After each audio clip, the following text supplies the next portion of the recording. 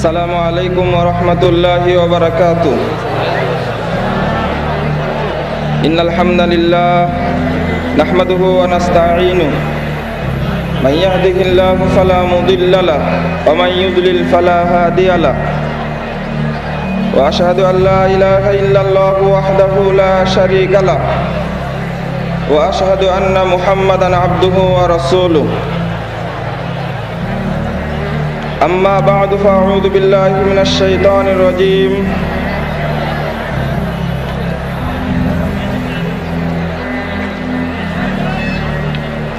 وكان حقا علينا نصر المؤمنين. عن أبي هريرة رضي الله عنه قال قال رسول الله صلى الله عليه وسلم كل أمتي يدخلون الجنة إلا من أبى قيل من أبى يا رسول الله قال من أطاعني دخل الجنة ومن عصاني فقد أبى رواه البخاري.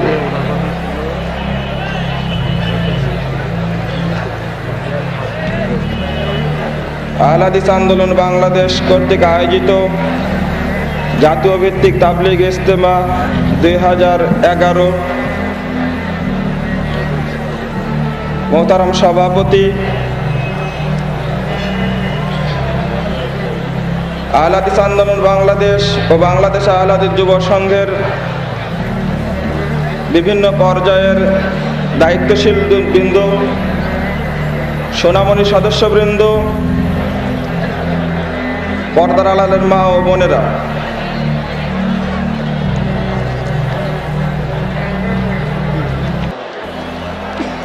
ইসলামী আন্দোলনের বিজয়ের স্বরূপ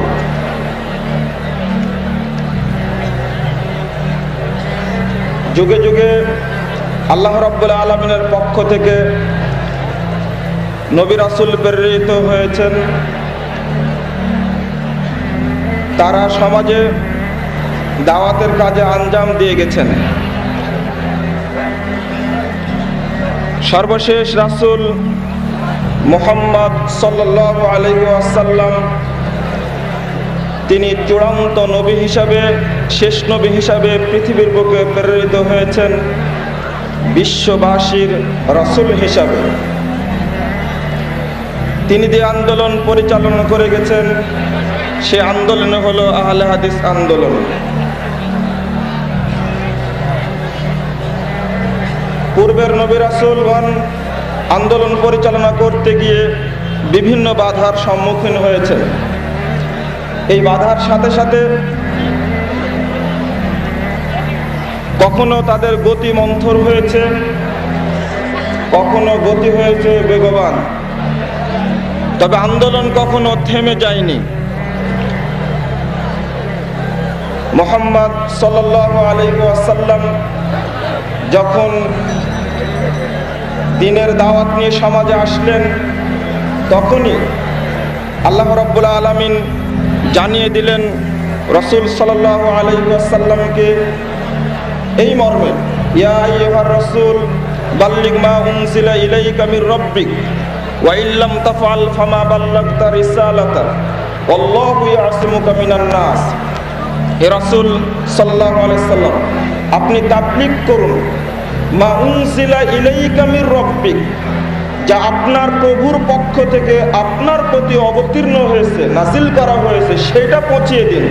ওয়া ইল্লাম তাফআল, আপনি যদি এটা পৌঁছিয়ে না দেন, ফামা বাল্লাগতা রিসালাতা, তাহলে আপনি রিসালাতের দায়িত্ব পালন করলেন না। এই পরের বাক্যটি এই আয়াতের আমার উদ্দেশ্য। আল্লাহু ইয়াসিমুকা মিনান নাস, আল্লাহ রাব্বুল আলামিন মানুষের পক্ষ থেকে দেওয়া গ্লানি, কুচ্ছা, কষ্ট, দুর্যোগ আল্লাহ রাব্বুল আলামিন আপনাকে এর থেকে হেফাজত করবেন, রক্ষা করবেন। এখানে একটা শর্ত আরোপ করা হয়েছে, বাল্লিগ মা উনজিলা ইলাইকা মির রাব্বিক, আপনার প্রভুর পক্ষ থেকে যা অবতীর্ণ হয়েছে সেটাই পৌঁছিয়ে দিন। সূরা মায়েদা 67 নম্বর আয়াতে এটাই ছিল সবচেয়ে বড় চ্যালেঞ্জ। দুনিয়াতে কোনো দায়ী এসে নিজের পক্ষ থেকে কোনো কথা বলে রচনা করে মানুষকে আহ্বান করবে, এই অনুমতি স্বয়ং মুহাম্মদ সাল্লাল্লাহু আলাইহি সাল্লামকেও দেওয়া হয়নি। বরং এই কথা বলার সাথে সাথে বলা হয়েছে বিশ্ববাসীকে লক্ষ্য করে। আল্লাহ রাব্বুল আলামিন বলছেন, বিশ্ববাসী শুনে রাখো, এই বিধান যে সরাসরি আল্লাহর পক্ষ থেকে নাজিল হয়েছে এতে কোনো সন্দেহের অবকাশ নেই। কারণ সূরা হাক্কা 44, 45, 46 তিনটে আয়াতে আল্লাহ রাব্বুল আলামিন গ্যারান্টি দিয়ে বলছেন, ওয়ালাউ তাকাওয়ালা আলাইনা বা'দাল আকাবিল, এই মুহাম্মদ যদি তার পক্ষ থেকে কোনো কথা রচনা করতেন, লাআখাযনা মিনহু বিল ইয়ামিন, আমি তার ডান হাতটি ধরে নিতাম, সুম্মা লাকাতানা মিনহুল ওয়াতিন, অতঃপর তার গলাটি দেহ থেকে কেটে বিচ্ছিন্ন করে দিতাম। এটাই বড় চ্যালেঞ্জ। সমাজে কাজ করতে গিয়ে নিজের পক্ষ থেকে অপরের সন্তুষ্টির জন্য কিছু যোগ করবে, এই অনুমতি কোনো নবী রাসূলের ছিল না। যার কারণেই পৃথিবীর ইতিহাসের সর্বশ্রেষ্ঠ ব্যক্তিত্ব মুহাম্মদ সাল্লাল্লাহু আলাইহি ওয়াসাল্লাম পর্যন্ত বিভিন্ন বাধার সম্মুখীন হয়েছে এবং তার উপরে যা বিপদ নেমে এসেছে, যে বিপদ আমাদের উপরে এখন নেমে আসেনি। আল্লাহ রাব্বুল আলামিন এর সাথে সাথে জানিয়ে দিলেন, ওয়াকানা হাক্কান আলানা নাসরুল মুমিনিন, যারা মুমিন হবেন তাদেরকে সাহায্য করা, বিজয় দেওয়ার দায়িত্ব আল্লাহ রাব্বুল আলামিনের। বহু কর্মী ও সাথী ভাই বিপদ মুহূর্তে টলে পড়েন, ইসলামী আন্দোলনের কাতারে থাকতে পারেন না, কিন্তু মুহাম্মদ সাল্লাল্লাহু আলাইহি ওয়াসাল্লাম যে কর্মী বাহিনী গঠন করেছিলেন এই কর্মী বাহিনী টলে যাওয়ার নয়। আল্লাহ রাব্বুল আলামিন জানাচ্ছেন সূরা বাকারা 214 নম্বর আয়াতে, আম হাসিবতুম আন তাদখুলুল জান্নাহ ওয়ালাম ইয়াতিকুম মাসালুল লাযিনা খালাউ মিন ক্বাবলিকুম মাসাতুহুমুল বাসাউ ওয়াদ-দাররাউ ওয়া যুলজিলু হাত্তা ইয়াকুলার রাসূল আল্লাযিনা আমানু মা মাতা নাসরুল্লাহ। তোমরা কি ভেবে নিয়েছো জান্নাতে প্রবেশ করবে, অথচ তাদের মতো তো অবস্থা তোমাদের সৃষ্টি হয়নি। ইতিপূর্বে যারা কাজ করেছেন তাদের পা ঠিক মতো দৃঢ় পদে তারা থাকতে পারেনি, তাদের উপরে চরম বালা এবং মুসিবত নেমে এসেছে। এমনকি রাসূল পর্যন্ত বলে উঠেছেন, তার সাহাবীরা পর্যন্ত বলছেন, মাতা নাসরুল্লাহ, আল্লাহর সাহায্য কখন নেমে আসবে। আল্লাহ রাব্বুল আলামিন সুসংবাদ দিয়েছেন, আলা ইন্না নাসরাল্লাহি করিব, সাবধান, ধৈর্য ধরো, সামনেই আল্লাহর সাহায্য অতীব নিকটে। সহিহ বুখারীর প্রথম খণ্ডের 550 পৃষ্ঠায় শানে নজুল বর্ণিত হয়েছে, রাসূল সাল্লাল্লাহু আলাইহি ওয়াসাল্লাম তিনি চাদর মুড়ি দিয়ে শুয়ে আছেন দীর্ঘদিন। সাহাবীরা না খেয়ে থেকে পচা মাছ খেলেন, গাছের পাতা খেলেন, ঘাস খেয়ে যখন টিকতে পারলেন না, তখন সাহাবীরা এসে আবেদন জানালেন, আল্লাহ রাসূল আমাদের জন্য কি দোয়া করবেন না? আল্লাহ রাসূল মুখটা চাদর থেকে খুলেই চট করে বলে দিলেন, তোমরা সাহায্যের জন্য এখন এসেছো, অথচ তোমাদের পূর্বে যারা ছিলেন তাদেরকে ধরে এনে বুক পর্যন্ত পুঁতে ফেলার পরে তার মাথায় করাত ধরে দ্বিখণ্ডিত করা হয়েছে, অথবা কাউকে গরম নিড়ানি দ্বারা তাদের মুখের বস্ত্রকে ছিঁড়ে ফেলা হয়েছে, রগ ছিঁড়ে ফেলা হয়েছে, অথচ তারা আল্লাহর দিন থেকে টলে যায়নি। আর এখনই তোমরা সাহায্য চাচ্ছ। আয়াত বলছে যে এতটাই পরিস্থিতি জটিল হলো যে মুহাম্মদ সাল্লাল্লাহু আলাইহি ওয়াসাল্লাম পর্যন্ত বলতে বাধ্য হলেন, মাতা নাসরুল্লাহ, আল্লাহর সাহায্য কখন আসবে। যে রাসূল মুহাম্মদ সাল্লাল্লাহু আলাইহি ওয়াসাল্লাম সান্ত্বনা বাণী দিলেন, সেই রাসূল মুহাম্মদ সাল্লাল্লাহু আলাইহি ওয়াসাল্লাম বলতে বাধ্য হলেন, মাতা নাসরুল্লাহ, আল্লাহ তোমার সাহায্য কখন আসবে। আল্লাহ বললেন, আলা ইন্না নাসরাল্লাহি করিব, আল্লাহর সাহায্য অতীব নিকটে। ধৈর্য ধরাই ফল আসে। সবাই আলামিন বলে বিশ্বাস করতেন। সহিহ বুখারীর 3 নম্বর হাদিসে প্রমাণিত হয়, খাদিজা রাদিয়াল্লাহু আনহা আল্লাহ রাসূলকে নিয়ে ওয়ারাকা বিন নফলের কাছে গেলেন। যাওয়ার পরে তার সাক্ষাৎকার শুনে যে কথাটি বলেছিলেন ওয়ারাকা বিন নফল, তার প্রমাণ পাওয়া যায়। তিনি প্রথম কথা বললেন, হাদান নামুস, হাদান নামুস আল্লাযী নাযালাল্লাহু তাআলা আলা মূসা। এটাই তো নামুস যাকে আল্লাহ মূসার প্রতি নাজিল করেছিলেন। তারপর যে বাক্যটি বলেছিলেন, ইয়া লাইতানি ফিহা জাযাউন লাইতানি ইন আকুনু হাইয়ান। এর মধ্যে তো খুব কষ্ট আছে, খুব দুঃখ আছে, খুব ক্লান্তি আছে, তুমি কিভাবে ধৈর্য ধারণ করবে? লাইতানি আন আকুনা হাইয়ান, যদি হায়াক্ষেপ, যদি সেই দিন আমি জীবিত থাকতাম, ইদ ইখরিজুকা কওমুকা, যেদিন তোমার কওম তোমাকে বের করে দেবে। এতক্ষণ সাক্ষাৎকারে রাসূল মুহাম্মদ সাল্লাল্লাহু আলাইহি ওয়াসাল্লাম কোনো কথা বলেননি। যখন বললেন যে তোমার কওম তোমাকে বের করে দেবে, তখন আল্লাহ রাসূল ব্যক্ত করলেন, আও মুখরিজিয়াহুম, তারা কি আমাকে বের করে দেবে? তিনি বিশ্বাস করতে পারেননি। তখন যে বললেন, লাম ইয়াতি রাজুলুন কাত্তুন মিসলাক, তোমার মতো ব্যক্তি যাকেই আল্লাহ রাব্বুল আলামিন পাঠিয়েছেন, পৃথিবীতে এসেছেন এই জিনিস নিয়ে, এই বস্তু নিয়ে, এই বিধান নিয়ে, ইল্লা উদিয়া, তাকেই বের করে দেওয়া হয়েছে, তাকেই তার জাতি বের করে দিয়েছে। তিনি বলছেন, আমি যদি জীবিত থাকি, আনসুরুকা নাসরান মুআজ্জারা, শুনে রাখো হে মুহাম্মদ, আমি যদি এই পড়ন্ত বৃদ্ধ বয়সে বেঁচে থাকি, তবু আমি ওয়াদা দিচ্ছি তোমার পুটলি টেনে তোমাকে আমি সহযোগিতা করব। রাসূল মুহাম্মদ সাল্লাল্লাহু আলাইহি ওয়াসাল্লাম বুঝতেন না বিপদ আসবে, অতঃপর বিপদ আসলো। তায়েফের ময়দানে মেরে তাকে বিদায় করে দেওয়া হলো। এমনকি কাবা ঘরে যখন সালাত আদায় করছেন, তখন তার ঘাড়ের উপরে দাঁড়িয়ে থেকে হাস্যোজ্জ্বল চেহারা উল্লাস করলো কাফেররা। আবু জেহেল উটের ঘুড়ি চাপিয়ে দিল। এরপরেও মুহাম্মদ সাল্লাল্লাহু আলাইহি সাল্লাম তার দায়িত্ব থেকে টলে যাননি। বিজয় কখন আসলো? বিজয় আসলো অনেক দিন পরে। নববী বর্ষে মদিনা থেকে মক্কায় হজ করার জন্য আসলেন মাত্র 6 জন তরুণ সাহাবী। 6 জন তরুণ সাহাবী হলেন ইসলামী ইতিহাসের দাওয়াতকে বিশ্বব্যাপী ছড়িয়ে দেওয়ার একমাত্র ভিত্তি। এই তরুণ 6 জন সাহাবীর মধ্যে সর্বকনিষ্ঠ তরুণ সাহাবী ছিলেন আসাদ বিন জুরারা রাদিয়াল্লাহু আনহু। তাদের সাথে সাক্ষাৎ করে রাসূল সাল্লাল্লাহু আলাইহি ওয়াসাল্লামের কাছ থেকে বিদায় নিয়ে চলে গেলেন। 11 নববী বর্ষে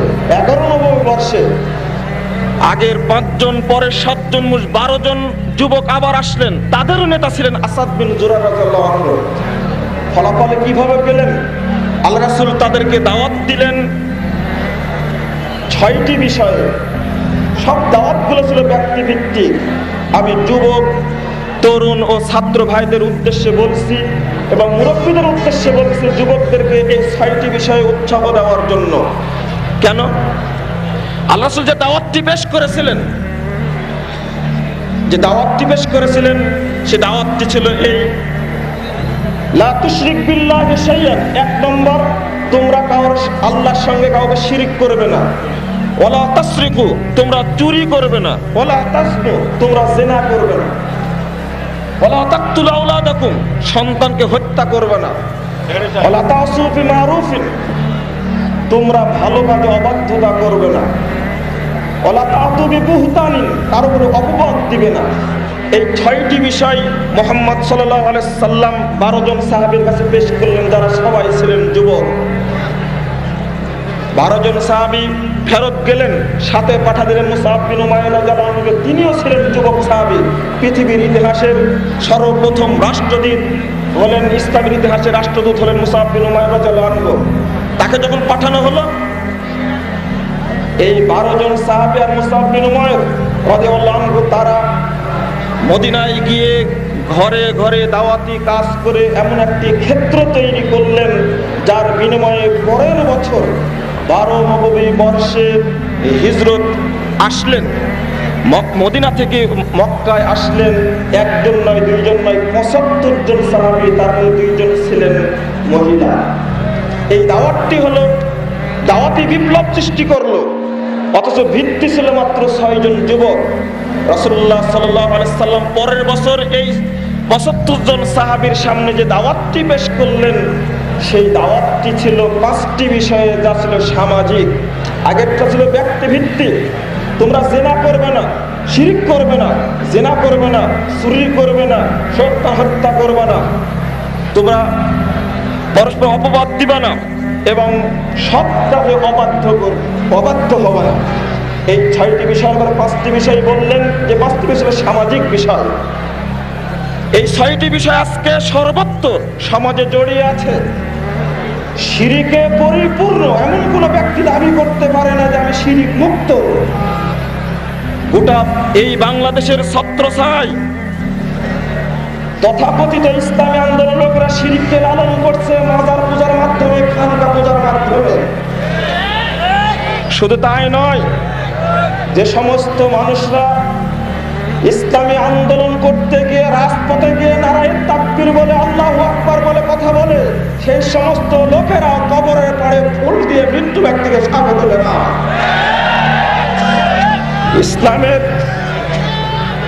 ইসলামের নাম করবে তারা, যে মুহাম্মদ সাল্লাল্লাহু আলাইহি ওয়াসাল্লাম মূর্তি পূজাকে হারাম করলেন, মানুষ পূজাকে হারাম করলেন, সেই মুহাম্মদের নামে দিন পালন করতে গিয়ে স্বয়ং মুহাম্মদকে মূর্তি বানিয়েছে তারা।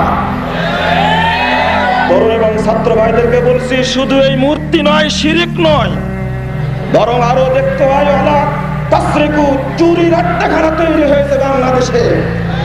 তরুণ ভাইদেরকে বলবো, সর্বোচ্চ মন্ত্রী পর্যন্ত আর সর্বনিম্ন মেম্বার চেয়ারম্যান পর্যন্ত রাষ্ট্রীয় কোষাগার থেকে অর্থ আত্মসাৎ করে বাংলাদেশকে দরিদ্র থেকে আরো নিম্নতর দরিদ্র বানিয়েছে তারা। রাসূল সাল্লাল্লাহু আলাইহি ওয়াসাল্লাম এই 6 জন সাহাবীর সামনে যে 12 জন সাহাবীর সামনে যে দায়িত্বহীন দাওয়াত পেশ করেছিলেন, ওই দাওয়াতে আজকে বাংলাদেশ আহলে হাদিস যুব সংঘের দাওয়াত। যদি বাংলাদেশ আহলে হাদিস যুব সংঘের কর্মীরা টেকনাফ থেকে তেতুলিয়া পর্যন্ত এই দাওয়াত নিয়ে সামনে যায়, শিরিক বিদআতের ভিত ভেঙে চুরমার হয়ে যাবে ইনশাআল্লাহ। রাসূল সাল্লাল্লাহু, আমি এই হাদিসটি শুনিয়ে দিচ্ছি এখনই। রাসূল সাল্লাল্লাহু আলাইহি সাল্লাম আলী রাদিয়াল্লাহু আনহুকে ডেকে বলেছেন, আলী শুনে দিকে আসো। সহিহ মুসলিম 107 পৃষ্ঠা খুলুন। আল্লাহ রাসূল বলেন, আলী শুনো, লা তাদাতিন সাল্লাল্লাহু তামাস্তাহু আলা কবরান মুশরিকিল্লাহ সাওয়াইতাহু। আলী শুনো, এই পৃথিবীর বুকে যত ছবি এবং মূর্তি রয়েছে সমস্তকে ভেঙে তুমি খান খান করে দিবা। আলা কবরান মুশরিকিল্লাহ সাওয়াইতাহু, যত উঁচু কবর রয়েছে, সৌধ নির্মাণ করা কবর রয়েছে, সমস্ত সৌধ নির্মাণ করা কবরকে ভেঙে চুরমার করে দিবে, মাটির সঙ্গে মিশিয়ে দিবে। যুবক আলীকে এই বললেন কেন? তারুণ্য রয়েছে আলীর মধ্যে, তাজা রক্ত তার দেহের মধ্যে ফিনকি দিচ্ছে। আলীর দ্বারাই সম্ভব এই পৃথিবীর বুক থেকে কবর পূজা এবং মূর্তি পূজার যাবতীয় জঞ্জাল পরিষ্কার করা তারই সম্ভব। এই জন্য যুবককে নির্দেশ দিয়েছিলেন মুহাম্মদ রাসূলুল্লাহ সাল্লাল্লাহু আলাইহি ওয়াসাল্লাম, ওয়ালা তাসদু, তোমরা জিনা করবে না। এই বাংলাদেশের বিভিন্ন জেলায় 22টি বেশ্যালয় রয়েছে যা জিনাকে আল্লাহ হারাম করেছে। বাংলাদেশের যত 80% শিক্ষিত ব্যক্তি রয়েছেন, এরা আবার বেশ্যা দিবস পর্যন্ত, পতিতা দিবস পর্যন্ত পালন করে। দ্বিতীয় বৃহত্তম মুসলিম রাষ্ট্রে এই যৌনাচার কিভাবে চলতে পারে? বাংলাদেশ আহলে হাদিস যুব সংঘের ছেলেরা, আমি তোমাদেরকে নির্দেশ দিচ্ছি, বিশ্ববিদ্যালয়ে পড়ো, কলেজে পড়ো, হাই স্কুলে পড়ো, মাদ্রাসায় পড়ো, মসজিদে দায়িত্ব পালন করো, তুমি যুবক হও, যেখানেই থাকো না কেন, এই তথাকথিত যৌনাচারের বিরুদ্ধে তোমাকে কথা বলতেই হবে। রাসূল সাল্লাল্লাহু আলাইহি সাল্লাম বলেছিলেন, ওয়ালা তাকতুলু আওলাদাকুম, সন্তান হত্যা করো না। সন্তান হত্যা করার প্রতিযোগিতায় নেমেছে বর্তমান বিশ্ব।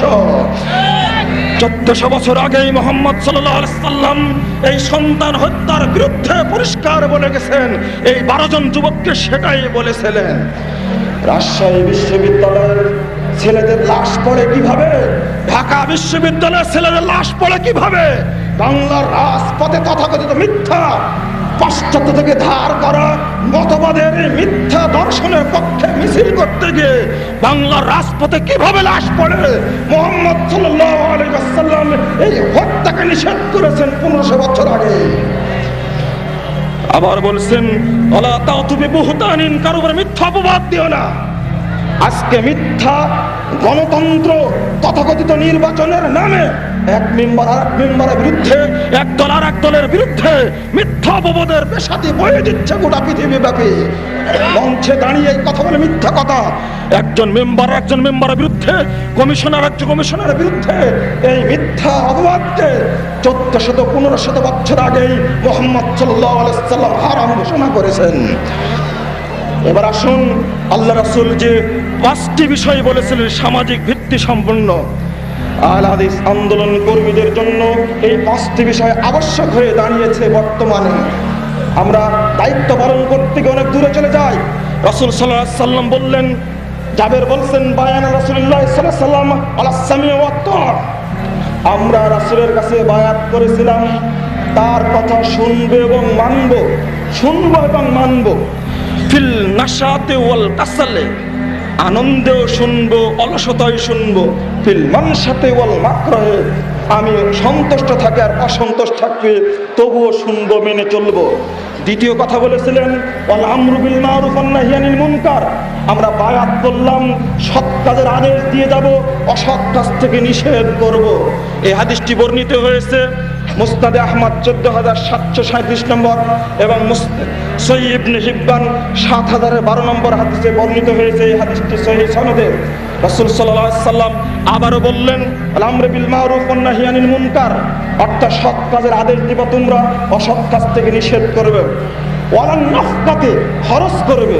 ফিল উসরি ওয়াল ইউসরি, কষ্টে থাকো আর সুখে থাকো, তোমাকে দান করতেই হবে। রাসূল সাল্লাল্লাহু আলাইহি ওয়াসাল্লামের দাওয়াতগুলো আশ্চর্য, প্রত্যেক কর্মীকে এটা মানতে হবে। আমি রিকশা চালক হলেও দান করতে হবে, আমি যদি কোটি টাকার মালিক হই তবুও দান করতে হবে, সবাই দান করতে হবে। ওয়ালান নাফকাতে ফিল উসরি ওয়াল ইউসরি। আবার রাসূল সাল্লাল্লাহু আলাইহি ওয়াসাল্লাম তৃতীয়টি বললেন এই মর্মে, ওয়ালান নুলাজিউল আমরা আহলাহু, নেতৃত্ব যাকেই দেন না কেন আমরা ঝগড়া করব না। ওয়ান নাকুলা বিল হাক্কি আইনামা কুন্না লা নাখাফু ফিল্লাহি লাওমাতা লাইম, যেখানেই থাকি না কেন সেখানেই হক কথা বলবো, আমরা নিন্দুকের নিন্দাকে কখনো পরোয়া করব না। রাসূল সাল্লাল্লাহু আলাইহি সাল্লামের এই দাওয়াত ছিল আপসহীন দাওয়াত। 5 নম্বর ছিল ওয়ান তানসুরুনি ইযা কাদিমতু ইলাইকুম, যখন হিজরত করে আমি যাব তখন তোমরা আমাকে সাহায্য করবে। যেমন তোমরা মিম্মা তামনাউনা আনফুসাকুম ওয়া আসওয়াজাকুম ওয়া আওলাদাকুম, যেমন তোমরা নিরাপত্তা দাও নিজেদেরকে, স্ত্রীদেরকে এবং সন্তানদেরকে, ঠিক আমি মুহাম্মদ যখন হিজরত করে যাব তোমরাও তখন যাবতীয় নিরাপত্তা আমাকে দান করবে। এর মধ্যে সাংগঠনিক জামাতি, সাংগঠনিক ঐক্য ফুটে উঠে। আমিরের আনুগত্য করতেই হবে, আমার পর আমিরের জামাত সন্তুষ্ট থাকুক চাই না থাকুক, এটা একটা ভিত্তি সম্পন্ন। এই দাওয়াতের কারণেই পরের বছরই মুহাম্মদ রাসূলুল্লাহ সাল্লাল্লাহু আলাইহি ওয়াসাল্লাম হিজরত করে চলে গেলেন মদিনায়, অর্থাৎ ক্ষেত্র প্রস্তুত করলেন। মুসআব বিন উমারের কথা এখানে না বললেই নয়, তিনি একক দায়ী হিসাবে যখন যেখানে দাওয়াত দিয়েছেন, এতই কৃতিত্ব মুসআব বিন উমারের। আমি তো বিশ্বাস করি এই মর্মে, মুসআব বিন উমারের মতন যদি একজন কর্মী প্রত্যেকটা জেলায় একটি করে কর্মী তৈরি হয়, আমি মনে করি মুসআব বিন উমার রাদিয়াল্লাহু আনহুর মতন একজন কর্মী একটি জেলার জন্য যথেষ্ট। কারণ মদিনার জন্য যথেষ্ট ছিলেন মুসআব বিন উমার রাদিয়াল্লাহু আনহু। জীবনীকার লিখছেন ইউজাহিদু ওয়াহদাহু, তিনি একাই জিহাদ করতেন, সংগ্রাম করতেন। ওয়াসবিরু ওয়াহদাহু, তিনি একাই ধৈর্য ধারণ করতেন। ওয়ায়াদু ওয়াহদাহু, তিনি একাই মানুষকে দাওয়াত দিতেন। হিনা কানা জুরুফু দাওয়াতুল মুস্তালজাম, যখন যেখানে দাওয়াতের প্রয়োজন হয়েছে তখনই সেখানে তিনি ঝাঁপিয়ে পড়েছেন। বাংলাদেশ আহলে যুব সংঘের প্রত্যেক কর্মীকে, সাথী ভাইকে আমি বলতে চাই, আপনারা বাংলার আনাচে যেখানে থাকুন না কেন, আহলে হাদিস আন্দোলনের এই হক দাওয়াতকে পৌঁছে দিন, এটা আপনার উপরে কর্তব্য, দায়িত্ব। রাসূল সাল্লাল্লাহু আলাইহি ওয়াসাল্লাম মুসআবকে মূল্যায়ন করলেন এটার কারণে, বদর যুদ্ধের দিনে তিনি পতাকা হাতে তুলে দিলেন মুসআবকে, উহুদ যুদ্ধের দিনেও তিনি পতাকা হাতে তুলে দেন মুসআব রাদিয়াল্লাহু আনহুকে। এমনকি যখন তিনি মৃত্যুবরণ করলেন, গলা কেটে গেছে, পড়ে আছে, ঘাসের মধ্যে মুখ লুকিয়ে আল্লাহ রাসূল সাল্লাল্লাহু আলাইহি ওয়াসাল্লাম তিনি সামনে গিয়ে বলছিলেন, মা রাআইতু বিমাক্কাতা আহসান লিম্মাতান ওয়া আদাক্কুহুল্লাতান হালাতা শাসন বিবুরদা। এ মুসআব, তোমাকে সবচেয়ে উচ্চ শ্রেণীর পরিবার থেকে নিয়ে আসছিলাম। তোমার মতো কুকড়ানো চুল মাথার মক্কায় কারোর ছিল না, তোমার মতো সুন্দর চেহারাদারি ছেলে মক্কায় আর কেউ ছিল না, আর আজকে তুমি একটা ছিঁড়া চাদরের মধ্যে এইভাবে পড়ে আছো। এই কথা যখন রাসূল সাল্লাল্লাহু আলাইহি ওয়াসাল্লাম বলছেন, ঠিক তখনই জিবরিল আমিন এসে আয়াত নিয়ে এসে হাজির হলেন। সূরা আহজাব 23 নম্বর আয়াত, রিজালুন ওয়া রিজালুন সাদাকু মা আহাদাল্লাহু আলাইহি। ওই সমস্ত ব্যক্তিদের মধ্যে মুসাব শামিল হয়ে গেছে যে সমস্ত ব্যক্তিরা আল্লাহর সাথে ওয়াদা করেছিলেন, মুসাব ওয়াদা পালন করেছে। যখন তাকে দাফন করা হচ্ছে, সহিহ বুখারীর হাদিস, রাসূলকে সে বলা, আল্লাহ রাসূল মুসাবকে কাফন পরাচ্ছি, কিন্তু মাথা ঢাকলে পা ঢাকে না, পা ঢাকলে মাথা ঢাকে না। রাসূল সাল্লাল্লাহু আলাইহি ওয়াসাল্লাম বললেন, মুসাবের মাথাটা ঢেকে দাও, পায়ের দিকে ঘাস দিয়ে দাও। বললেন, মুসাব তোমাকে নিয়ে এসেছিলাম উচ্চ পরিবার থেকে, কিন্তু আজকে বিদায়ের সময় একটা কাপড় পর্যন্ত তোমাকে দিতে পারলাম না। রাসূল আক্ষেপ করেছিলেন। কেন? যখন এই ৭৫ জন সাহাবীর সামনে রাসূল এই 5টি বিষয় দাওয়াত পেশ করলেন, তখন আসাদ বিন জুরারা রাসূলকে বললেন, আল্লাহ রাসূল ফামালান ফালনা যালিক, আল্লাহ রাসূল আমরা যদি এটা করি তাহলে কি পাবো? আল্লাহ রাসূল শুধু একটি শব্দ বলেছিলেন, আর কিছু বলেননি, সেটা ছিল আল জান্নাহ। জান্নাত ছাড়ার কিছুই নয়, এর বদলা পাবে তোমরা জান্নাত। সাথে সাথে আসাদ বিন জুরারা ডান হাতটি বাড়িয়ে দিয়ে বলছেন, উপসদিয়া ইয়া মুহাম্মদ, মুহাম্মদ আপনি আপনার হাতটা আমাদের দিকে বাড়িয়ে দিন। লা নুকিলু ওয়া লা নাস্তাকিলু রিবহাল বাই হাদিহি। আল্লাহ রাসূল আপনার সাথে যে চুক্তি হচ্ছে, আমরা এই 5টি কাজ বাস্তবায়ন করব, আর আপনি আমাদেরকে জান্নাত দিবেন, এই বেচা কিনা চুক্তি কোনোদিন ভঙ্গ করব না, ভঙ্গ করার আবেদনও করব না। যখন এই কথা বললেন, তখনই সূরা তাওবার 111 নম্বর আয়াত নিয়ে এসে জিবরিল আমিন হাজির হলেন, আয়াতটি শুনিয়ে দিলেন। রাসূল সাল্লাল্লাহু আলাইহি ওয়াসাল্লাম পৃথিবীর বুকে অন্ধকারের সুড়ঙ্গি পথে ৭৫ জন সাহাবীর এই বায়াতকে আল্লাহ রাব্বুল আলামিন আসমানে কবুল করে নিয়েছেন। তার বহির প্রকাশ হলো এই আয়াত নিয়ে এসে শুনিয়ে দিলেন কিভাবে আল্লাহ রাব্বুল আলামিন কবুল না করে থাকতে বলেন। ইন্নাল্লাহা আশতারা মিনাল মুমিনিনা আনফুসাহুম ওয়া আমওয়ালাহুম বিআন্না লাহুমুল জান্নাহ। নিশ্চয় আল্লাহ তাআলা মুমিনদের জান এবং মালকে ক্রয় করে নিয়েছেন জান্নাতের বিনিময়ে। এই আয়াতটি নাজিল হলো, সাহাবীদের শুনে দিলেন। রাসূল সাল্লাল্লাহু আলাইহি সাল্লামের এই দাওয়াত কবুল হলো। এই 6 জন থেকে 12 জন, 12 জন থেকে 75 জন সাহাবীর উপরে টিকে গেল। দাওয়াতটি গোটা বিশ্বব্যাপী ছড়িয়ে পড়লো। এটা হলো তরুণদের অবদান। এক্ষণে ইসলামী আন্দোলনের বিজয়ের স্বরূপ, এই বিজয় দেখতে গিয়ে আমি যেমন পেয়েছিলাম তায়েফের রক্তাক্ত উপহার, আমি যেমন পেয়েছিলাম কাবা ঘরে উটের ভুঁড়ি উপহার পেয়েছিলাম, মাথার উপরে দাঁড়িয়েছিল আবু জেহেলরা যেমন উপহার পেয়েছিলাম, এটা যেমন অত্যন্ত কষ্টের দুঃখের, ইচ্ছা দুঃখ হতে পারে না, তেমনি আল্লাহ রাব্বুল আলামিন উপহার দিলেন। মদিনায় গিয়ে আল্লাহ রাসূল সাল্লাল্লাহু আলাইহি সাল্লাম মদিনাতে রাষ্ট্রীয় ভিত্তি তিনি প্রতিষ্ঠা করলেন। আহলে হাদিস আন্দোলন আজকের অবস্থায় যেভাবে পরিচালিত হচ্ছে, তারপরে সাহাবায়ে কেরামের অবস্থা, অতঃপর তাবেঈদের অবস্থা, অতঃপর মুহাদ্দিসগণের অবস্থা। ইমাম বুখারী রাহিমাহুল্লাহর কথাই বলতে হয়, বৃদ্ধ বয়সে একজন মুহাদ্দিসকে, যাকে বলা আমিরুল মুমিনিন ফিল হাদিস, তাকে পর্যন্ত পৃথিবীর বুক থেকে নিশ্চিহ্ন করার জন্য ষড়যন্ত্র চালু হয়েছিল। ইমাম বুখারী কোনো ষড়যন্ত্রকে তোয়াক্কা করেননি। বুখারা থেকে বের করে দেওয়া হলো, হাকিম শহরে তিনি গেলেন। তার কোনো অপরাধ ছিল না, অপরাধ ছিল একটাই, যত মিথ্যা জুয়া জাল হাদিস রয়েছে সমস্ত হাদিসকে প্রত্যাখ্যান করে জাতির সামনে যখন কেবল সহিহ হাদিস পেশ করলেন, তখনই মানুষ তার বিরুদ্ধে ষড়যন্ত্রে নেমে গেল। অন্ধ হয়েছেন ইমাম বুখারী, হাকিম শহর থেকে তাকে বের করে দেওয়া হচ্ছে। তার সাথে থাকা বালককে জিজ্ঞেস করছেন, বাবা আমরা এখন কোথায় যাচ্ছি? এত বড় একজন বিদ্বান টিকতে পারলেন না। তার সাথে থাকা ছোট্ট তরুণ বালক বলছে, ওস্তাদজি কোথায় যাচ্ছি তা বলতে পারবো না, কিন্তু সামনে কোনো বাড়ি ঘর নেই, শুধু মরুভূমি আর মরুভূমি। ইমাম বুখারী ছিলেন মত অবস্থায় অন্ধ সাহাবী এবং বয়স্ক সাহাবী, 194 তার জন্ম, 256 তার মৃত্যু। কত বছর বয়সে কত দূর আর পথ চলতে পারবেন? তার মতো বিদ্যান পৃথিবীতে টিকতে পারলেন না। ইমাম বুখারী রাহিমাহুল্লাহ বসে গিয়ে আল্লাহর কাছে দোয়া করলেন, আল্লাহুম্মা ইন্নাহু কাদ যাকাত আলাইয়া বিমা রাহাবাত ফাকবিসনি ইলাইকা। হে আল্লাহ, তোমার এই জমিন বিশাল প্রশস্ত জমিন, তার কোনো সীমানা নেই, কিন্তু আমি বুখারীর জন্য আজকে এই জমিনটা সংকীর্ণ হয়ে গেছে।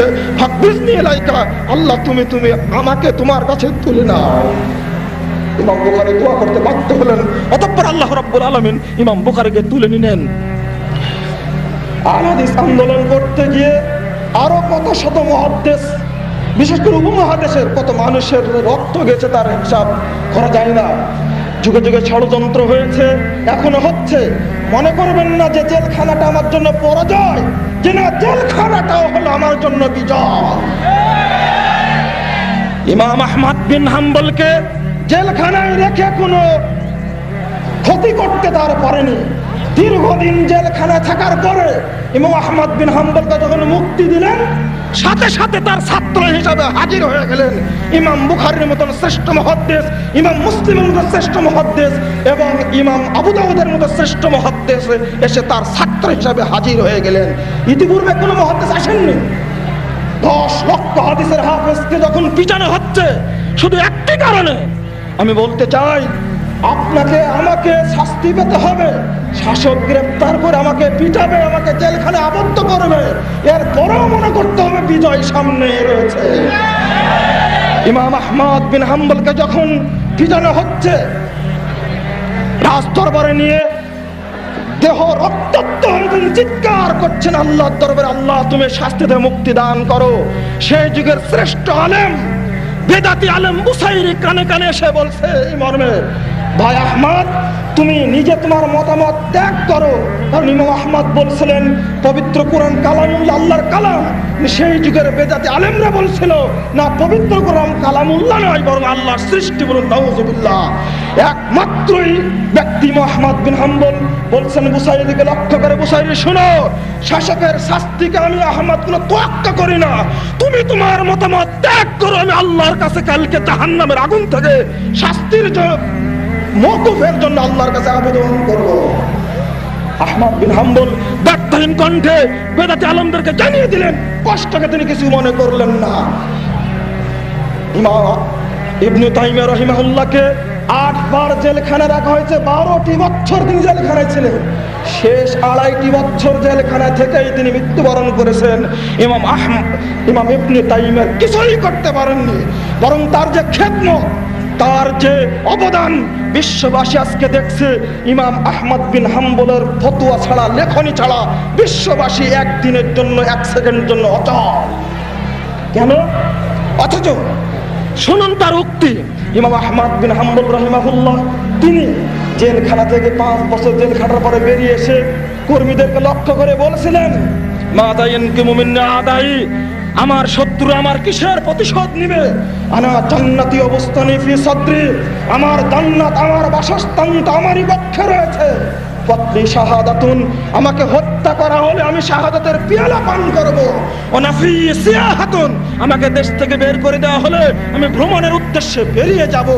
ওয়াসিজনি খুলুওয়াতুন, আর আমাকে যদি জেলখানায় আবদ্ধ করে রাখা হয় তাহলে আমি নির্জন বসবাস করব, গবেষণা করব। কিছু করতে পারেননি।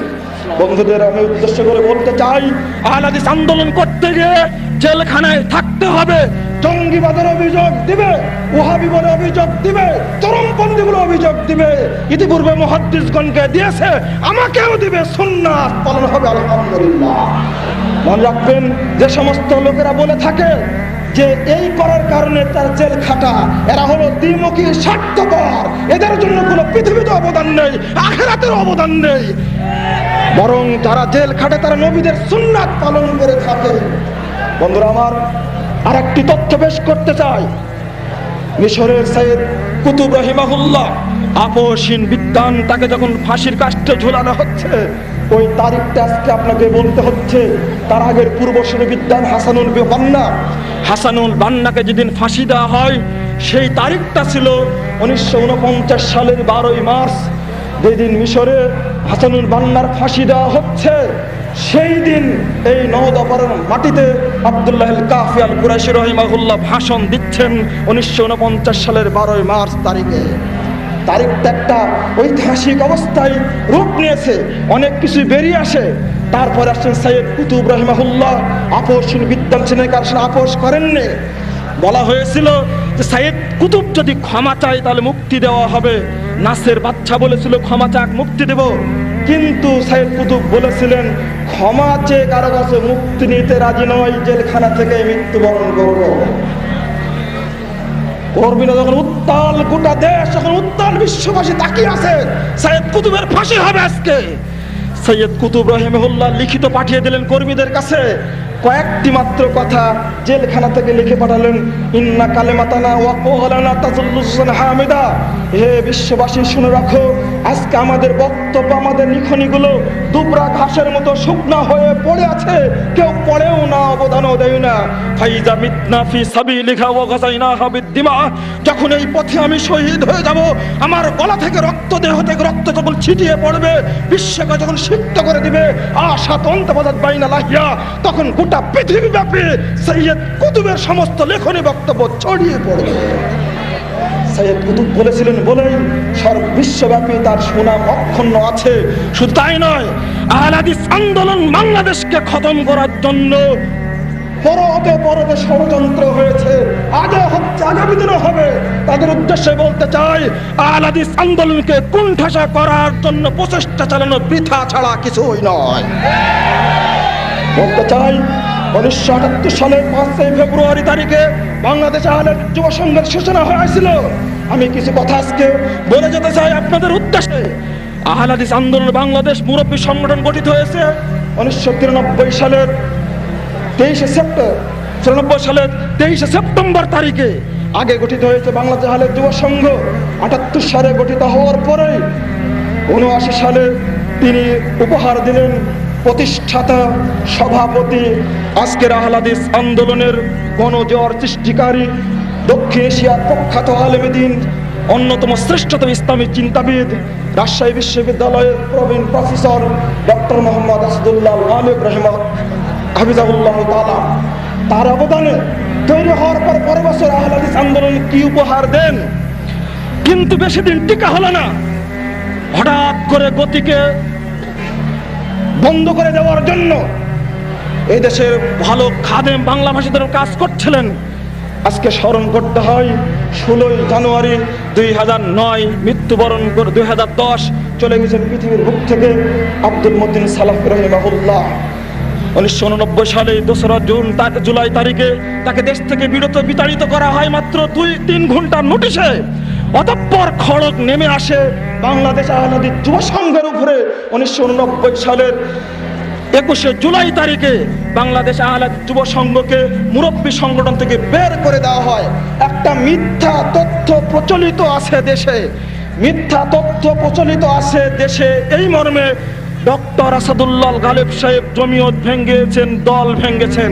এটা টাহা মিথ্যাচার, টাহা মিথ্যাচার, টাহা মিথ্যাচার। আপনার কথার কোনো দাম নেই। শুনুন, মাফ করুন, তাকবীর দেন না, কথা শুনুন। বলতে চাচ্ছি, আপনার কথার কোনো দাম নেই, আমার কথার কোনো দাম নেই। 1989 সালের 21 জুলাইয়ের আগে বিভক্তি দেখা যায়নি। 1989 সালে 21 জুলাইয়ের পরে বিভক্তি দেখা যায়। মুরব্বীরা তার তাজল্যমান সাক্ষী। কেন? আরাফাতের 30 বর্ষ 48তম সংখ্যা 5 পৃষ্ঠা 3 কলম খুলে দেখুন। তারাই সিদ্ধান্ত নিলেন বাংলাদেশ আহলে হাদিস যুব সংঘ ও আহলে হাদিস ছাত্র আন্দোলন দুইটি সংস্থা সম্পর্কে বিস্তারিত আলোচনা হয়। অতঃপর উভয় সংগঠনের সাথে সম্পর্কহীনতা ঘোষণা করা সিদ্ধান্ত গৃহীত হয়। যদি এটা মিথ্যা হয়ে থাকে আপনি তদন্ত করুন। ভাঙলেন তো অন্যরাই, চাপানো দোষ চাপানো হলো ডক্টর মোহাম্মদ আসাদুল্লাহ গালেবের উপরে। শুনুন, এক ষড়যন্ত্র আজকে চালু হয়নি। মনে রাখুন, বাংলাদেশে যদি আহলে হাদিস যুব সংঘের একজন তরুণ বেঁচে থাকে, বেদাতীরা সারাক্ষণ তাদের ঘুম হয় না, কারণ তার প্রমাণ ইতিপূর্বে করে গেছে মোহাম্মদ বিন কাসেম। তিনি প্রমাণ করে গেছেন যে একজন ব্যক্তির দ্বারাতে উপমহাদেশ জয় হতে পারে। সেই মোহাম্মদ বিন কাসেমের উত্তরসূরি হলো বাংলাদেশ আহলে যুব সংঘের কর্মীরা। যদি তাদেরকে সামনে বাড়াতে দেওয়া হয়, যদি সামনে তাদেরকে বাড়াতে দেওয়া হয়, অবশ্যই যত মাজার পূজা, পীর পূজা, ইসলামের নামে যে দল আছে, সমস্ত দলের শিকড় উপড়ে তুলে দিয়ে ওয়াহির বিধান প্রতিষ্ঠা করে ছাড়বে। কারণ এরা হলো সৈয়দ আহমদ বেরলভীর সন্তান, এরা হলো শাহ ইসমাইল শহীদের সন্তান, এরা হলো মুসাবের সন্তান, এরা হলো তিতুমিরের সন্তান, এরা হলো বেলায়েত আলীর সন্তান, এরা হলো এনায়েত আলীর সন্তান, এরা হলো হাজী শরীয়তুল্লাহর সন্তান। এরা শিরক বিদআতের ভিতকে গুঁড়িয়ে দিবে। কেন করেছিলেন? আহলে হাদিস যুব সংঘের উপরে এই যে বিপদ চেপে আসলো, কেন এটা করা হলো? আমি বলতে চাই, এটা আব্দুল্লাহ আল কাফি আল কুরাইশি রাহিমাহুল্লাহর যে সংগঠন ছিল, এই নীতিকে প্রতিষ্ঠা করাই ছিল ডক্টর গালেবের একমাত্র লক্ষ্য, আর কিছু নয়। কেন এটা করা হলো? ষড়যন্ত্র তো অনেক গভীরে, অনেক গভীরে। অতঃপর এসে যোগ হলো আবার 2001 সালে। এখানে বলতে চাই একটি কথা, ছোট্ট কথা। যুব সংঘকে বের করে দেওয়ার পরে প্রফেসর ডক্টর মোহাম্মদ আসাদুল্লাহ আল গালেবের উচিত ছিল সেই দিনই মুরব্বী সংগঠন প্রতিষ্ঠা করা, কিন্তু তিনি করেননি। 5 বছর তিনি ধৈর্য ধারণ করলেন। 23শে সেপ্টেম্বর 1994 সালে গিয়ে আন্দোলন প্রতিষ্ঠা করলেন। কিন্তু ভাগ করে দেওয়ার পরপরই যে ওই বছরে 89 সালের 28শে ডিসেম্বর তারিখে তারা সুব্বান প্রতিষ্ঠা করলেন, করে তো দুইটাকেই ভাগ করে দিলেন, এবার আর কিছু থাকলো না। কেন করলেন? ভাগ করলেন কে? দ্বিতীয় কথা বলতে চাই, আপনারা অনেকেই বলেন ডক্টর গালেবকে হত্যার ফতোয়া দেন, ফাঁসি দেওয়ার ফতোয়া দেন, দল ভেঙেছে তাই। এটা তো মিথ্যা কথাই। এরপরে আগে যেতে হয়। 1895 সালে গুরাবে আহলে হাদিস প্রতিষ্ঠা করেন মাওলানা আব্দুল ওয়াহাব সাহেব। গুরাবে আহলে হাদিস থাকতে উপমহাদেশের শ্রেষ্ঠ আলেমদের নিয়ে গঠিত হয় অল ইন্ডিয়া আহলে হাদিস কনফারেন্স। 1906 সালের 22শে ডিসেম্বর তারিখে ইতিহাস খুলুন। এই নেতৃত্ব ছিলেন কারা? যাদের নাম নিলে গা সেরে ওঠে। সানাউল্লাহ মৃত ছিলেন সেক্রেটারি, আব্দুল্লাহ হাফেজ আব্দুল্লাহ গাজীপুরে ছিলেন সভাপতি, আব্দুর রহমান মুবারকপুরি তুহফাতুল আহওয়াজের যিনি তিরমিজির ভাষ্যকার, তুহফাতুল আহওয়াজের লেখক, শামসুল হক আজিমাবাদী যিনি আবু দাউদের ভাষ্যকার, আউনুল মাবুদের লেখক, তাদের মতন বিশ্ব বিখ্যাত বিদ্বান তারা সংগঠন প্রতিষ্ঠা করলেন নতুন ভাবে। কেন? ডক্টর গালেব অপরাধ করে থাকলে আগে আব্দুর রহমান মুবারকপুরি কবর থেকে তুলুন। কেন গুরাবে আহলে হাদিস থাকতে অল ইন্ডিয়া আহলে হাদিস কনফারেন্স গঠিত হলো? 1914 সালে আসুন, আঞ্জুমায়ে আহলে হাদিস আসাম বাংলা প্রতিষ্ঠা করলেন মাওলানা নিয়ামতুল্লাহ আব্দুল ওয়াহাব 1914 সালে। তার অপরাধ ধরলেন না কেন? শুধু তাই নয়, সময় সংক্ষেপের কারণে গুটিয়ে নিতে হচ্ছে। আমি বলছি আপনাকে, অতঃপর 1946 সালের 20শে এপ্রিল তারিখে আল্লামা আব্দুল্লাহ আল কাফি আল কুরাইশি রাহিমাহুল্লাহ প্রতিষ্ঠা করলেন জমিয়তে আহলে হাদিস। কেন করলেন? কেন করলেন এটা?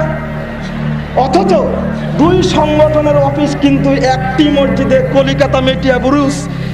সেই মসজিদে দুইটি সংগঠনের অফিস।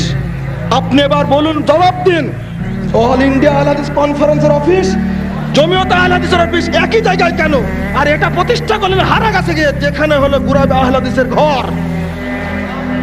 তাহলে তিনি অপরাধ করলেন না? নাউজুবিল্লাহ, নাউজুবিল্লাহ। অনুরূপ ভাবে আপনি এটা দেখলেন না কেন? 1983 সালে তাবলিগে ইসলাম প্রতিষ্ঠা করলেন বড় বড় আলেমে দিন। 1983 সালে 15 জানুয়ারি তারিখে বড় বড় আলেম বেরিয়ে আসলেন। আব্দুল্লাহ বিন ফজল, আব্দুর রউফ সাহেব, অধ্যক্ষ আব্দুস সামাদ সাহেব, তারপরে আব্দুস সাত্তার 30 সালে এই সমস্ত বড় বড় ব্যক্তি বেরিয়ে এসে তাবলিগে ইসলাম প্রতিষ্ঠা করলেন। কেন? তারা মুনতাজির আহমদ রহমানী, এই সমস্ত ব্যক্তিবর্গ, হাবিবুল্লাহ খান রহমানী ছিলেন আমির, এত বড় ব্যক্তিরা নতুন করে 1983 সালে 15 জানুয়ারি কেন সংগঠন থেকে বেরিয়ে এসে তাবলিগে আহলে হাদিস তাবলিগ ইসলাম করলেন? এই জবাব কে দিবে? অতঃপর ডক্টর গালিব তো বহুদিন পরে, 94 সাল, কতদিন পরে তিনি প্রতিষ্ঠা করলেন। এত রাগ কেন ডক্টর গালিবের করেছে বুঝে আসে না তো? আসলে আপনি আহলে হাদিস ঘরের সন্তান হলেও আপনার মাথায় আছে মিথ্যা দর্শন, বেদাতি রাজনীতির বীজ বপন করা আছে আপনার গায়ে সহ্য হয় না আহলে হাদিসদের স্লোগান। যখন বলি সকল বিধান বাতিল করো, হির বিধান কায়েম করো, তখন আপনার শরীরে দাউ দাউ করে আগুন জ্বলতে থাকে। কেন জ্বলে? যখন বলা হয় মুক্তির একই পথ দাওয়াতে জিহাদ, তখন আপনার শরীর যেন কেমন কেমন করে গা জ্বলতে থাকে। আপনার কেন জ্বলতে থাকে? গোলামির জিঞ্জির ছিঁড়ে বেরিয়ে আসুন, আহলে হাদিস আন্দোলনের চূড়ান্ত নীতিকে ধারণ করে সামনের দিকে এগিয়ে যাওয়ার চেষ্টা করে, আল্লাহ রহম করবে। চাটুকারিতা করতে চাই না আমরা, দালালি করতে চাই না আমরা। আহলে হাদিস আন্দোলনের অর্থাৎ আল্লাহর পক্ষ থেকে আসা পবিত্র কোরআন ও সহিহ হাদিসের অভ্রান্ত বিধানকে মানুষের সামনে পৌঁছে দিতে চাই। মিথ্যা রাজনীতির গোলক ধোঁধায় পড়ে জাতিকে কখনো আমরা মিথ্যার দিকে ঠেলে দিতে পারি না। সর্বশেষ যে ষড়যন্ত্র চালানো হয় 2001 সালে 23 জুন তারিখে, এই বাংলাদেশ আহলে চান্দর বাংলাদেশ ও বাংলাদেশ আহলে হাদিস যুব সংঘকে রক্ষার জন্য সিদ্ধান্ত নেওয়া হয় উল্টা। পরবর্তীতে এই তো সম্প্রতি 2009 সালের 25 সেপ্টেম্বর তারিখে নওদাপাড়ার উপর দিয়ে বিশাল ঝড় বয়ে যায়। আপনারা বলেন বিজয় দেখতে পান না, আমি তো আজকে মাঠেই বিজয় দেখতে পাচ্ছি। দেখতে পাচ্ছেন না বিজয়? বিজয় কাকে বলে? যেদিন মুহতারাম আমির জামাতকে এই নওদাপাড়া মসজিদে ইতিকাফ অবস্থায় বের করে দেওয়া ছাত্রীকে পাঠিয়ে দেওয়া হবে, সেই দিন আল্লাহর পক্ষ থেকে ডাইরেক্ট মদদ নেমে আসে। আজও সে পারেনি কেউ। আল্লাহর রহমত থাকলে একমাত্র ভরসা হলো আল্লাহ রাব্বুল আলামিন। আমির জামাতকে জেলখানায় রেখে আহলে হাদিস আন্দোলনকে তথাকথিত মিথ্যা দর্শনের, পাশ্চাত্যের দেওয়া মিথ্যা দর্শনের ট্রেনে নামানোর চেষ্টা করা হয়েছিল। বাংলাদেশ আহলে হাদিস যুব সংঘ তাৎক্ষণিকভাবে রেজলিউশনে জানিয়ে দিয়েছিলেন 2006 সালের 17 ডিসেম্বর তারিখে বাংলাদেশ আহলে হাদিস যুব সংঘের মজলিসের শুরায় স্পষ্ট সিদ্ধান্ত নিয়ে জানিয়ে দিলেন যে কোনো দর্শনের সাথে আপোষ করলে যুব সংঘ কখনো তাদের সাথে থাকবে না। পারেনি, আগামী দিনেও সে ঘোষণা দিতে চাই, আহলে হাদিস আন্দোলনকে প্রতিষ্ঠার জন্য যুব সংঘ যে কোনো সময়ের জন্য বদ্ধপরিকর। ষড়যন্ত্র করলে ওটা আল্লাহর পক্ষ থেকে প্রতিরোধ করা হবে, সে নিশ্চিহ্ন হয়ে যাবে। আহলে হাদিস আন্দোলনে শামিল হয়ে আল্লাহর বিধানকে প্রতিষ্ঠার জন্য এগিয়ে চলুন, সমস্ত বিভক্ত দূর করে দিন। ডক্টর আল্লামা ইকবাল বলেছিলেন, বাতানে শুয়াব কাবাইল কো তুলো, রুসুমে খুনকে সালাসিল কো তুলো। যত রকমের বিভক্তি রয়েছে সমস্ত ভেঙে চুরমার করে দাও। রুসুমে খুনকে সালাসিল কো জোড়ো। যত রকমের রসম নেওয়াজ আছে, বেদাতি মুনাজাত আর তথাকথিত বেদাতি 2000 নিয়ে আহলে হাদিস সমাজকে বিভক্ত করা হয়েছে, এগুলো তো ভেঙে চুরমার করে দিন। এই দিনে মুহকাম, এই ফাতিহ বাব, এটাই হলো দ্বীনের আহকাম। এখানে রয়েছে বিজয়ের দরজা, কে দুনিয়া মে তাওহীদ হবে হিজাব। তখনই দেখবে এই পৃথিবীর বুকে তাওহীদের পতাকা পথ করে উঠতে শুরু করেছে। বন্ধুরা আমার সাক্ষ্য একটাই, যা হবে আল্লাহর পক্ষ থেকে হবে। ইন্না সালাতি ওয়া নুসুকি ওয়া মাহইয়ায়া ওয়া মামাতি লিল্লাহি রাব্বিল আলামিন। এই আয়াত হবে আহলে হাদিস আন্দোলন বাংলাদেশ ও বাংলাদেশ আহলে হাদিস যুব সংঘের কর্মীদের আয়াত। জীবনে যেখানেই থাকি না কেন কোরআন এবং সুন্নাহর দাওয়াত দিয়ে যাব। বিশেষ করে আহলে হাদিস যুব সংঘের কর্মী ও সাথী ভাইদেরকে, বাংলার মুসলিম তরুণদের উপরে এই দাওয়াত এবং এই দাবি রেখেই আমি বক্তব্য ইতি করছি। আল্লাহ রাব্বুল আলামিন বাংলাদেশ আহলে হাদিস যুব সংঘকে কিয়ামত পর্যন্ত দীর্ঘ করুন, আল্লাহুম্মা আমিন। আহলে হাদিস আন্দোলনকে বিশ্বব্যাপী প্রতিষ্ঠা দান করুন, আল্লাহুম্মা আমিন। কুরআন এবং সহিহ হাদিসকে বিশ্বের বুকে প্রতিষ্ঠা করুন, আল্লাহুম্মা আমিন। আকুলু কাউলি হাযা আস্তাগফিরুল্লাহ ওয়া লাকুম ওয়া লিসাইরিল মুসলিমিন। আসসালামু আলাইকুম ওয়া রাহমাতুল্লাহি ওয়া বারাকাতুহু।